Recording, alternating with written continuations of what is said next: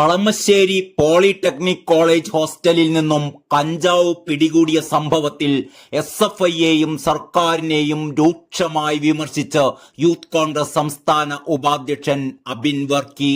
കേരളത്തിലെ ക്യാമ്പസുകളിൽ നടത്താൻ പറ്റിയ ഒരു സ്റ്റാർട്ടപ്പ് കമ്പനിയാണ് SFI വ്യവസായ മന്ത്രിയുടെ മണ്ഡലത്തിൽ ആരംഭിച്ചത് എന്ന് അബിൻ വർക്കിയുടെ പരിഹാസം.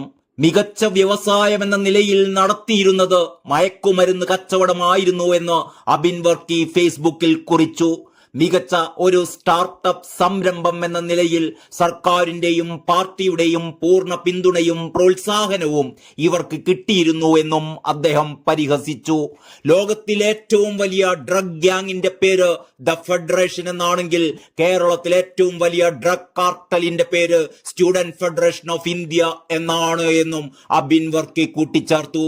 അബിൻ വർക്കിയുടെ ഫേസ്ബുക്ക് കുറിപ്പ് ഇങ്ങനെയാണ്: കളമശ്ശേരി വ്യവസായ മന്ത്രിയുടെ മണ്ഡലം. കേരളത്തിലെ ക്യാമ്പസിൽ നടത്താൻ പറ്റിയ ഒരു സ്റ്റാർട്ടപ്പ് കമ്പനി നടത്താൻ SFI തീരുമാനിക്കുന്നു. നടത്തിപ്പ് യൂണിയൻ ജനറൽ സെക്രട്ടറിയെ ഏൽപ്പിക്കുന്നു. പഠനത്തോടൊപ്പം ജോലി എന്നതായതുകൊണ്ട് കോളേജ് ഹോസ്റ്റലിലായിരുന്നു കമ്പനിയുടെ പ്രവർത്തനം.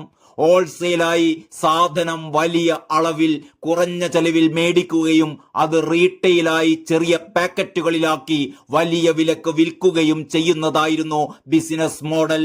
കൃത്യം തൂക്കം കണക്കാക്കി വിതരണം ചെയ്യാൻ ഇലക്ട്രിക് മെഷീനും ഉപയോഗിക്കുന്നവർക്ക് ബുദ്ധിമുട്ടുണ്ടാകാതിരിക്കാൻ ചുരുട്ടാൻ വേണ്ടിയുള്ള പേപ്പറും ഉപയോഗിച്ചു കഴിഞ്ഞുള്ള ആനന്ദലഹരിയിൽ വേണ്ടി വന്നാൽ ഉപയോഗിക്കാനുള്ള കോണ്ടവും ഒക്കെ ഒരു വാല്യൂ ആഡഡ് ഐറ്റംസ് ആയി വിൽപ്പന.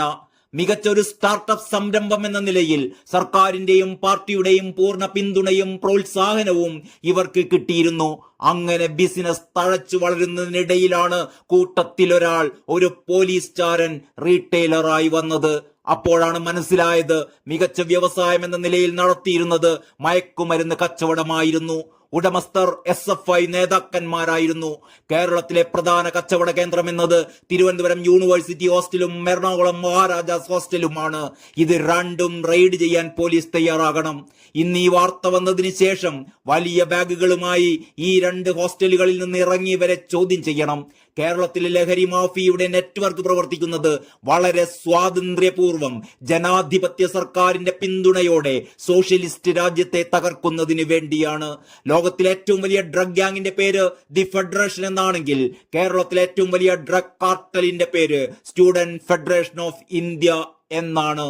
ഇത്രയുമാണ് അബിൻ വർക്കിയുടെ ഫേസ്ബുക്ക് കുറിപ്പ്.